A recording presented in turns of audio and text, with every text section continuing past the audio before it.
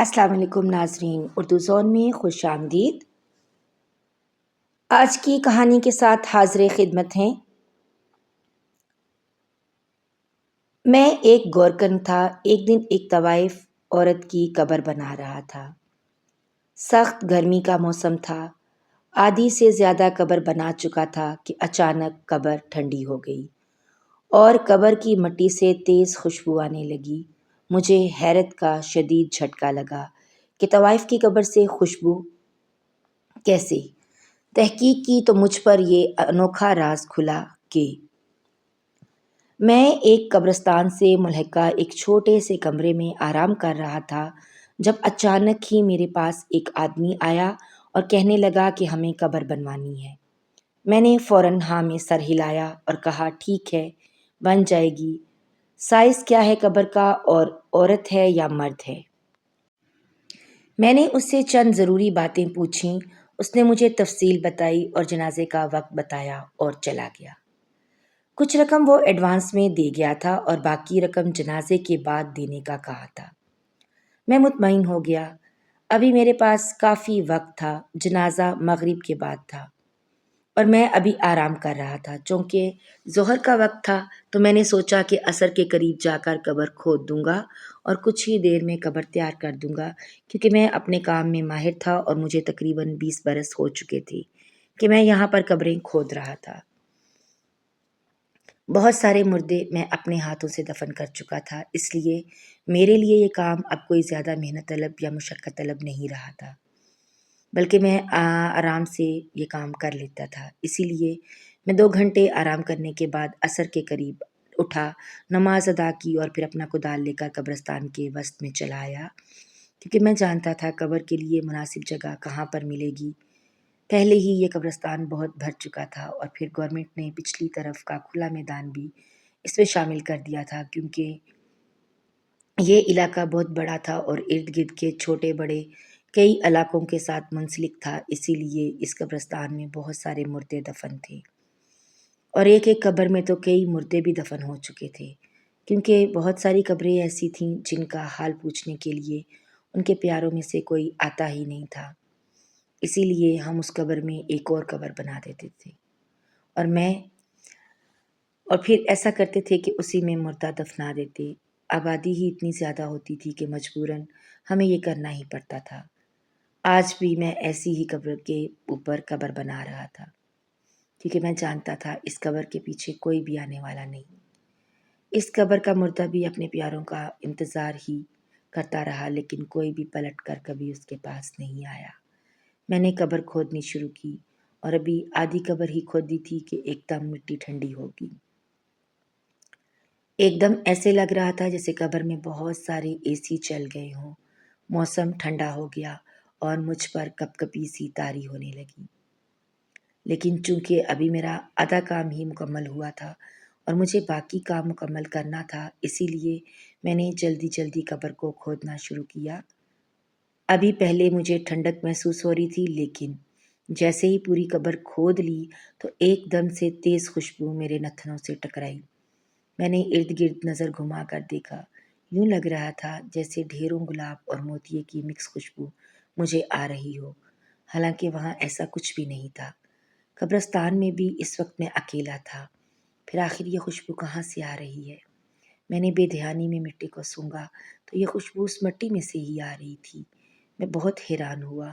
یہ خوشبو بہت انوکھی تھی۔ اس نے میرے حواسوں کو ایک دم تر و تازہ کر دیا تھا اور مجھے ایک دم جیسے سکون سا محسوس ہونے لگا تھا۔ میں کتنی ہی دیر قبر کے اندر کھڑا اس مٹی کو سونگھتا رہا، اس خوشبو کو محسوس کرتا رہا۔ میرا جسم تر و تازہ ہو چکا تھا، اعصاب مہکنے لگے تھے۔ میں سمجھ نہیں پا رہا تھا کہ آخر اس قبر میں سے اتنی خوشبو کیوں آ رہی ہے۔ آج تک میرے ساتھ یہ واقعہ نہیں ہوا تھا۔ آج تک میں نے اتنی قبریں تیار کی تھیں، لیکن کبھی میں نے ایسا محسوس نہیں کیا تھا، اور آج جب یہ محسوس ہوا تو جیسے دل ایک دم سے شاد ہو گیا۔ تبھی میں نے سوچ لیا تھا کہ یقیناً جو عورت مری ہے وہ بہت خاص ہوگی، کیونکہ اس کی قبر سے پہلے سے ہی خوشبو آنے لگی ہے، حالانکہ ابھی تو اسے قبر میں اتارا بھی نہیں گیا۔ میں اس بارے میں ہی سوچ رہا تھا کہ اندھیرا ہونے لگا، شام ہو گئی اور مغرب کی اذان کی آواز سنائی دی۔ اب تھوڑی دیر میں ہی جنازہ آ جانا تھا۔ میں قبر سے باہر نکل آیا اور جنازگاہ کی طرف بڑھ گیا۔ اتنی دیر میں جنازہ بھی آ چکا تھا۔ میں نے جنازے میں شامل ہو کر نماز جنازہ ادا کی اور پھر ان سب کے ساتھ آ کر قبرستان میں میت کو دفنانے لگا۔ جنازے میں چند ہی لوگ شامل تھے اور ان میں سے بھی کچھ لوگ جنازہ پڑھتے ہی چلے گئے تھے۔ اب صرف دفنانے کے لیے چند لوگ ہی باقی تھے۔ میں ان کے ساتھ ان کی نمائندگی کرتے ہوئے انہیں قبر تک لے آیا اور تبھی انہوں نے میت کو لحد میں اتارا اور کچھ دیر کے بعد مٹی برابر کر دی۔ میں نے محسوس کیا تھا کہ مٹی برابر کرتے ہی خوشبو اور بڑھ گئی تھی اور ایسا لگ رہا تھا جیسے اس خوشبو سے آہستہ آہستہ کر کے سارا قبرستان مہکنے لگے گا۔ تبھی وہاں پر موجود لوگوں نے دعا کے لیے ہاتھ اٹھا دیے۔ میں نے بھی مغفرت کی دعا کی اور جیسے ہی وہ لوگ واپس پلٹنے لگے ان میں سے ایک سے میں نے کہا، مجھے کچھ پوچھنا ہے۔ کیا آپ بتا سکیں گے؟ اس نے آہستہ سے سر ہلایا تو میں نے کہا، آخر یہ عورت کون تھی مرنے والی؟ عورت کوئی بہت نیک عورت معلوم ہوتی ہے جو اس کی قبر کی مٹی کے اندر سے انتہائی خوبصورت خوشبو محسوس ہو رہی ہے۔ ایسا میں نے آج تک کبھی محسوس نہیں کیا۔ کیا آخر مرنے والی کون تھی؟ میں نے تجسس کے مارے جب یہ سوال کیا تو وہ شخص حیرانی سے کہنے لگا، مرنے والی تو کوئی خاص عورت نہیں تھی، بلکہ وہ تو ایک مشہور زمانہ طوائف تھی اور اپنے پیشے میں کافی بدنام تھی۔ نہ جانے آپ ایسا کیوں کہہ رہے ہیں، یا پھر آپ کو غلط محسوس ہوا ہوگا۔ وہ خوشبو کہیں اور سے آ رہی ہوگی۔ اس طوائف نے تو اپنی ساری زندگی گناہوں میں گزاری تھی اور کوئی بھی رات ایسی نہیں گزری تھی جب وہ گناہ کی غلاظت سے بھری نہ ہو۔ اس شخص نے بڑے نفرت آمیز انداز میں جب یہ کہا تو میں حیرت سے ہکا بکا اس کا چہرہ دیکھتا رہ گیا۔ مجھے یقین نہیں آ رہا تھا کہ وہ شخص سچ کہہ رہا ہے۔ تبھی میں نے دوبارہ اس سے پوچھا، نہیں ایسا کیسے ہو سکتا ہے؟ مجھے 20 سال سے زیادہ کا عرصہ گزر چکا ہے کہ میں یہاں پر قبریں بنا رہا ہوں، لیکن آج تک کبھی مجھے ایسا محسوس نہیں ہوا جیسا آج ہوا ہے۔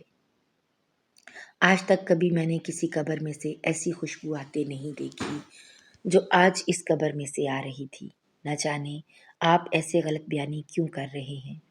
میں نے اس شخص کی طرف بدگمانی سے دیکھا تو وہ استہزائیہ انداز میں ہنس کر کہنے لگا، یقیناً آپ کسی بہت بڑی خوش فہمی کا شکار ہیں۔ ایسا نہیں ہے کہ وہ عورت نیک تھی، وہ عورت واقعی طوائف تھی۔ اگر آپ کو میری بات پہ یقین نہیں ہے تو آپ باقی لوگوں سے بھی تصدیق کر سکتے ہیں۔ خیر، مجھے آپ کو یقین دلانے کی ضرورت بھی نہیں ہے۔ میں تو ان کا ہمسایہ تھا اور ان کے بارے میں اتنا ہی جانتا تھا۔ چلتا ہوں، مجھے کچھ کام ہے۔ یہ کہہ کر وہ شخص آگے کی طرف بڑھ گیا اور میں حیرانی سے اس کی پشت کی طرف دیکھتا رہ گیا۔ یقین نہیں آ رہا تھا کہ واقعی وہ عورت ایک طوائف تھی۔ میں کبھی قبر کی طرف دیکھتا جس میں سے ابھی بھی اسی طرح مٹی میں سے خوشبو آ رہی تھی اور مجھے ابھی تک وہ ٹھنڈک محسوس ہو رہی تھی جو قبر کھودتے ہوئے محسوس ہوئی تھی۔ میں اپنے خیالوں میں گم جنازگاہ سے منسلک اپنے کمرے کی طرف بڑھ گیا، لیکن وہ رات میری بہت بھاری گزری تھی۔ نہ جانے کیوں بار بار میرا دھیان اس طوائف عورت اور اس کی قبر کی مٹی کی طرف جا رہا تھا۔ نہ جانے کیوں مجھے ایسا محسوس ہو رہا تھا کہ وہ آدمی سچ کہہ رہا تھا، وہ عورت واقعی کوئی طوائف تھی اور اس کی زندگی گناہوں سے ہی بھری ہوگی۔ لیکن میں بھی تو جھوٹ نہیں کہہ رہا تھا، میں بھی تو سچ کہہ رہا تھا۔ میں نے خود قبر کی مٹی کو ٹھنڈے ہوتے ہوئے محسوس کیا اور پھر جس طرح اس میں سے خوشبو محسوس ہو رہی تھی، اس خوشبو نے مجھے اپنا گرویدہ کر لیا تھا۔ میں اتنا بڑا دھوکہ نہیں کھا سکتا۔ یقیناً اس شخص کو کوئی غلط فہمی ہوگی۔ میں کل اس معاملے کی تحقیق ضرور کروں گا۔ اپنے آپ میں سوچتا ہوا، الجھتا ہوا، میں اسی طرح نیند میں ڈوب گیا کہ مجھے خبر بھی نہیں ہوئی۔ صبح جب میری آنکھ کھلی تو بے اختیار پہلا خیال مجھے اس قبر کا ہی آیا تھا۔ اور میں اپنے بڑھتے ہوئے قدموں کو روک نہیں پایا اور سیدھا اس قبر کے سرہانے پہنچ گیا، جہاں کی مٹی ابھی بھی تازہ تھی اور اس مٹی سے بالکل ویسی ہی خوشبو آ رہی تھی جیسی مجھے کل محسوس ہوئی تھی، اور میں وہیں قبر کے سرہانے بیٹھ گیا، فاتحہ خوانی کی اور پھر آہستہ آواز میں کہا، میں نہیں جانتا کہ تم کون ہو، کہاں سے ہو، میں یہ بھی نہیں جانتا کہ کل تمہارے بارے میں جو کچھ اس شخص نے یہاں پر کھڑے ہو کے کہا تھا وہ سچ تھا یا جھوٹ تھا، لیکن میں ایک بات جانتا ہوں کہ مجھے کوئی دھوکہ نہیں ہوا، تمہاری قبر سے ابھی بھی ایسی ہی خوشبو آ رہی ہے جیسی جنت کے باغات کی ہو سکتی ہے، یوں لگ رہا ہے کہ جیسے ڈھیروں پھول مہک رہے ہوں، اور میں نہ جانے کیوں اس خوشبو کو محسوس کر کے باغ باغ ہوئے جا رہا ہوں، لیکن میں اب یہ ضرور پتہ کروں گا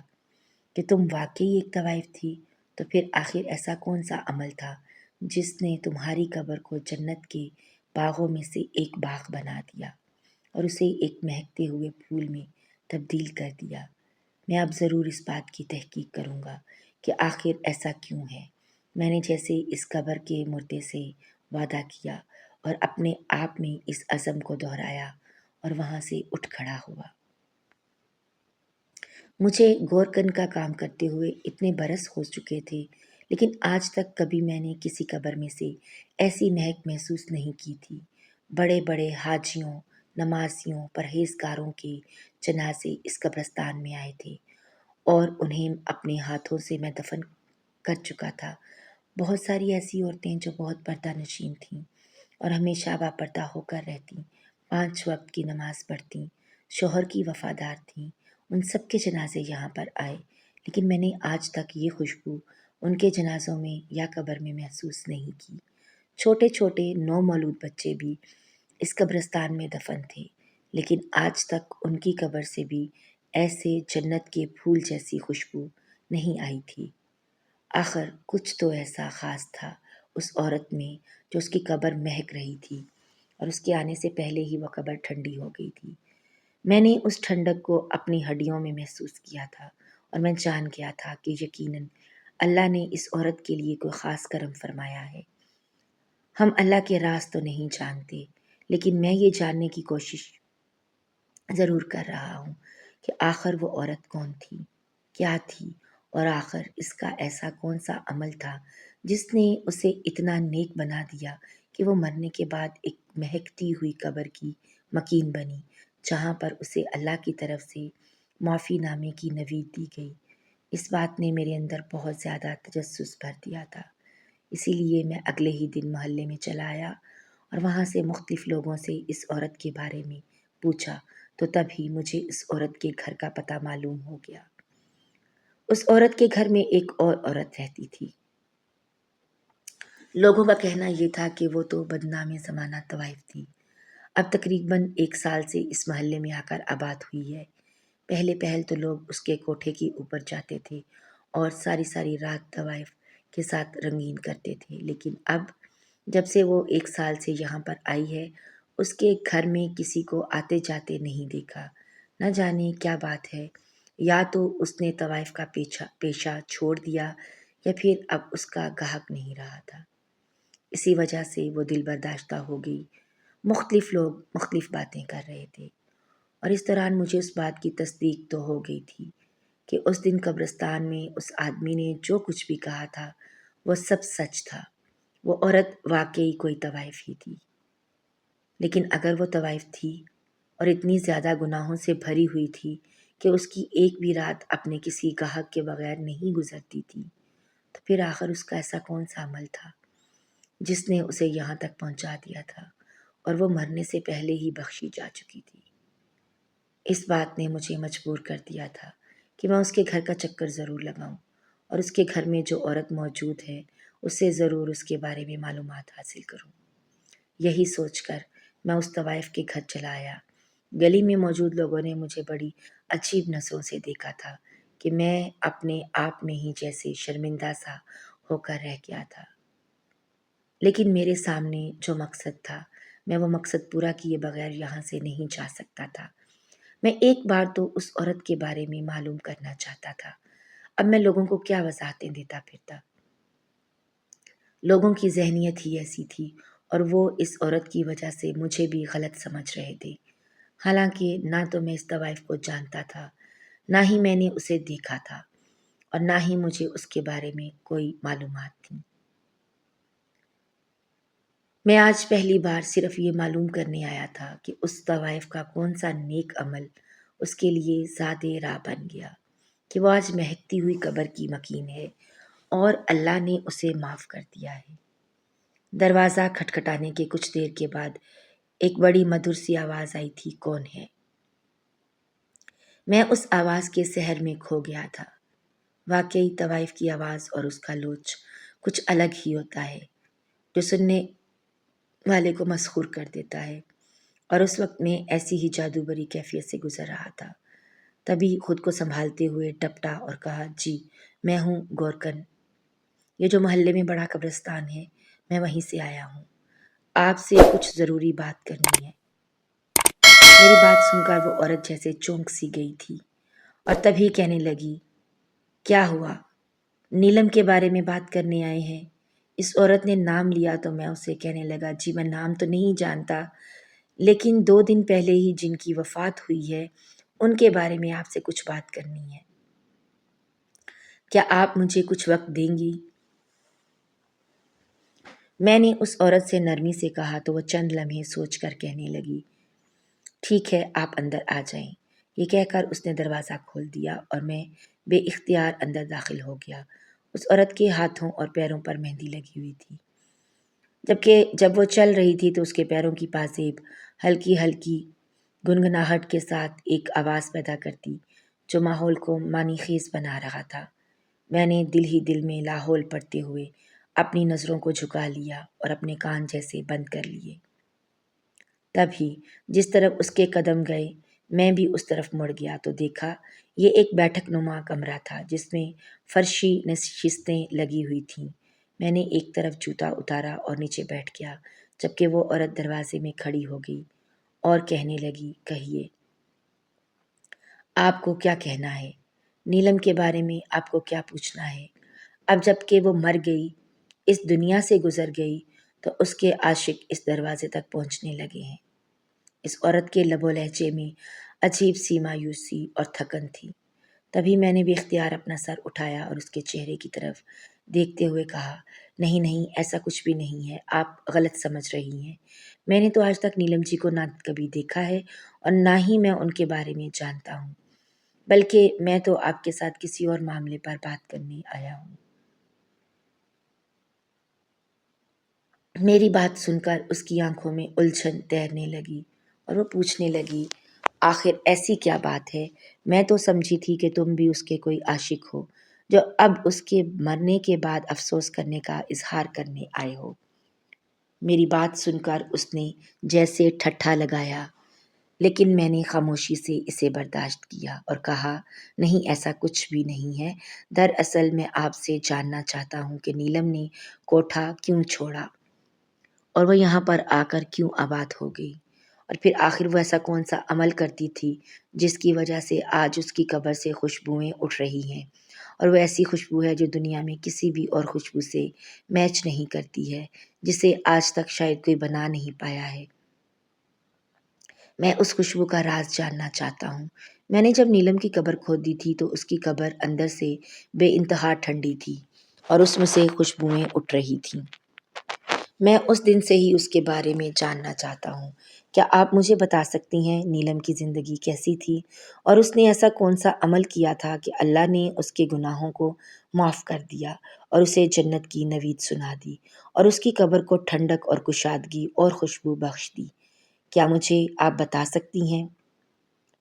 میں نے جلدی سے اپنا مدعا بیان کیا، جسے سن کر اس عورت کی آنکھوں میں حیرت اتر آئی اور وہ حیرانی سے پوچھنے لگی، کیا واقعی آپ سچ کہہ رہے ہیں؟ کیا واقعی نیلم کی قبر سے خوشبو اٹھ رہی ہے؟ کیا واقعی اس کی قبر میں ٹھنڈک تھی؟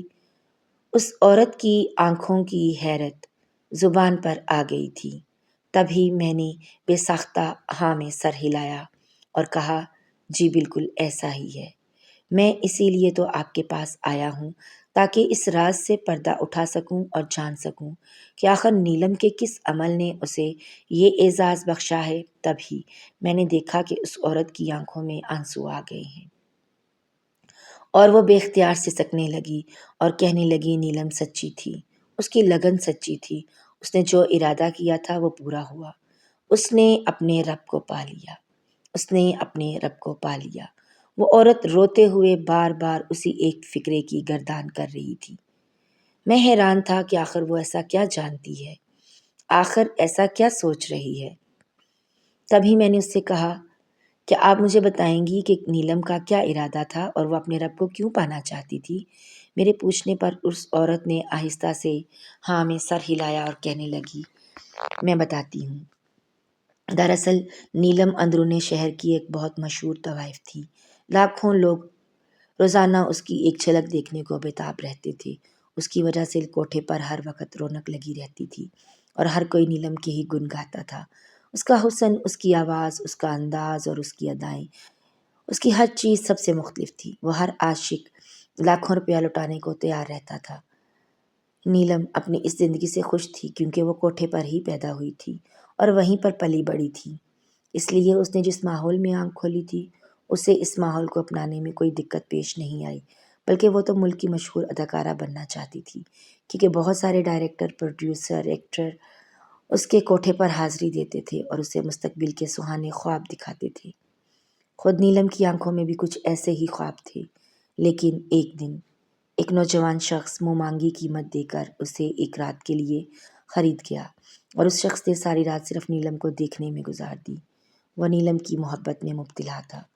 اسے اس کے جسم کی کوئی چاہت نہیں تھی، بلکہ وہ نیلم کو دیکھ کر اپنا دل بھرنا چاہتا تھا۔ اس نے نیلم کو ہاتھ تک نہیں لگایا تھا۔ حالانکہ نیلم نے کوشش بھی کی کہ وہ اس کے قریب آئے، لیکن اس شخص کا ایمان بہت مضبوط تھا اور اس کی محبت سچی محبت تھی۔ تبھی صبح ہوتے ہی وہ چپ چاپ کمرے سے نکل گیا، لیکن نیلم اب پہلے جیسی نیلم نہیں رہی تھی۔ اس کے جانے کے بعد نیلم کے دل میں بھی اس کی محبت سر اٹھانے لگی تھی اور اسے اب اپنا ہر گاہک برا لگنے لگا تھا۔ وہ ہر گاہک کو انکار کر دیتی اور اس شخص کا انتظار کرنے لگی جو ایک رات اس کے ساتھ گزار کے گیا لیکن اسے چھوا تک نہیں۔ اس کی محبت کو پانے کے لیے نیلم کا دل آہستہ آہستہ بدلنے لگا۔ اس نے ہار سنگار چھوڑ دیا، محفل سے جانا چھوڑ دیا، گاہکوں کے سامنے آنا چھوڑ دیا، اپنی قیمت لگوانا چھوڑ دی۔ کوٹھے پر تو جیسے ایک دم سناٹا اتر آیا۔ ہر کوئی پریشان تھا، خاص طور پر کوٹھے کی مالکن، جو کہ آج کل بہت زیادہ غصے میں تھی۔ نیلم کے طرز عمل پر اس نے اسے بہت بڑی سزائیں دیں، اسے کھانے کو کچھ نہ دیتی، کمرے میں بند کر کے کئی گھنٹے اسے قید میں رکھتی، مار پیٹ کرتی، لیکن نیلم اب ٹس سے مس نہ ہوتی تھی۔ اس نے برے کام سے توبہ کر لی تھی، وہ سچی محبت کو پا بیٹھی تھی، اسی لیے وہ پانچوں وقت کی نماز پڑھنا شروع ہو گئی اور ہر وقت اپنے گناہوں سے بھری زندگی کی توبہ مانگتی ہوئی نظر آتی۔ کوٹھے کی مالکن کو تو اپنے برے دن شروع ہوتے ہوئے نظر آ رہے تھے۔ یہی وجہ تھی کہ اس نے نیلم سے چوری بالا ہی بالا اس کا سودا لاکھوں میں طے کر دیا اور ایک پروڈیوسر کے ہاتھوں نیلم کو بیچ دیا۔ نیلم کو جب اس بات کی خبر ملی تو اس نے وہاں سے بھاگنے کی ٹھانی، کیونکہ اسی رات پروڈیوسر اسے لینے کے لیے آ رہا تھا اور اس سلسلے میں نے نیلم کی مدد کی تھی۔ ہم دونوں اس کوٹھے کو پیچھے چھوڑ آئے۔ اس کوٹھے کی غلاظت بھری زندگی ہم نے اپنی تقدیر سے نکال دی تھی اور اس گنجان آباد سے علاقے میں آ کر آباد ہو گئے۔ یہاں پر ہم نے چھوٹا سا گھر کرائے پر لے لیا، لیکن نہ جانے کیسے لوگوں کو معلوم ہو گیا کہ نیلم ایک طوائف تھی اور وہ طرح طرح کی باتیں کرنے لگے۔ حالانکہ نیلم نے اپنے گناہوں سے توبہ کر لی تھی اور سچے دل سے کی گئی توبہ تو اللہ قبول کر لیتا ہے۔ اس بات کا نظارہ تو آپ نے خود دیکھ لیا ہے۔ نیلم دن رات اپنی گزشتہ زندگی کے بارے میں سوچ سوچ کر روتی رہتی اور اللہ سے توبہ کرتی رہتی۔ اس ایک سال میں نیلم نے بہت دکھ اور اذیت برداشت کی تھی۔ لوگوں کی زبانیں نہیں رکیں، وہ نیلم کو برا بھلا کہتے رہے، لیکن نیلم اپنی توبہ پر قائم تھی اور اس نے دوبارہ غلط کام کو ہاتھ نہیں لگایا، بلکہ اس نے جتنے بھی پیسے کوٹھے پر کمائے تھے اور وہ سب اس نے خیراتی ادارے میں دے دیے تھے۔ یہاں پر رہ کر وہ چھوٹے موٹے کام کر کے گزارا کر رہی تھی اور بہت کم کھاتی اور بہت کم آرام کرتی۔ زیادہ تر وہ اللہ کے حضور سجدہ ریز رہتی۔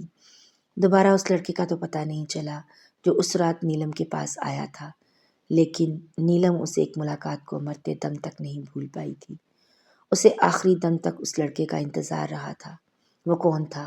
کہاں سے آیا تھا؟ کس نے اسے بھیجا تھا؟ ہمیں کچھ معلوم نہیں، لیکن نیلم کے لیے وہ جیسے کل کائنات بن گیا تھا اور اس کی نجات کا ذریعہ بھی۔ اس عورت نے جب اپنی بات مکمل کی تو میں بے حد حیران رہ گیا تھا۔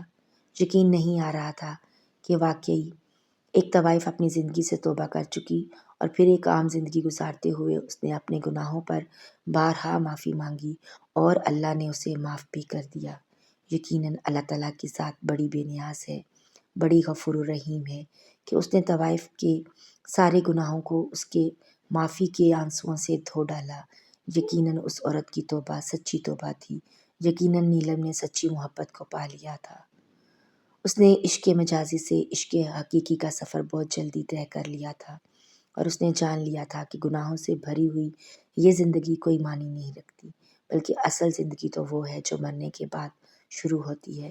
اسی لیے اس نے اپنی زندگی کا آخری 1 سال اللہ کی مرضی کے مطابق گزار دیا اور اس کی رضا کو پا لیا۔ یقیناً نیلم جیسی عورتیں ہی اللہ کی معافی اور بخشش کی حقدار ہیں۔ میں وہاں سے نکل آیا تھا اور سارے راستے نیلم کے بارے میں سوچ سوچ کر میں حیران تھا، اور مجھے اللہ کی اس بات پر یقین آ گیا کہ ایک بار میری طرف بڑھو تو صحیح، ایک بار مجھ سے مانگ کر تو دیکھو۔ اللہ نے نیلم کو اسی لیے نواز دیا تھا۔ میں نے بھی سوچ لیا تھا کہ میں اللہ سے معافی اور بخشش تو مانگوں گا ہی، لیکن اپنی گزشتہ زندگی کے گناہوں کی معافی بھی ضرور طلب کروں گا، کیونکہ میں جان گیا ہوں کہ اللہ کی ذات بہت بڑی ہے اور اس کے لیے مجھے معاف کرنا کوئی بڑی بات نہیں۔ اللہ تعالیٰ ہمیں بھی ہدایت دے، اللہ تعالیٰ ہماری بھی بخشش کرے، اللہ تعالیٰ ہمارے مرحومین کی بلا حساب مغفرت فرمائے اور انہیں جنت الفردوس میں اعلیٰ مقام عطا کرے۔ آمین یا رب العالمین۔ ملتے ہیں ایک نئی ویڈیو میں، تب تک اپنا بہت سا خیال رکھیے گا، دعاؤں میں یاد رکھیے گا۔ اللہ حافظ۔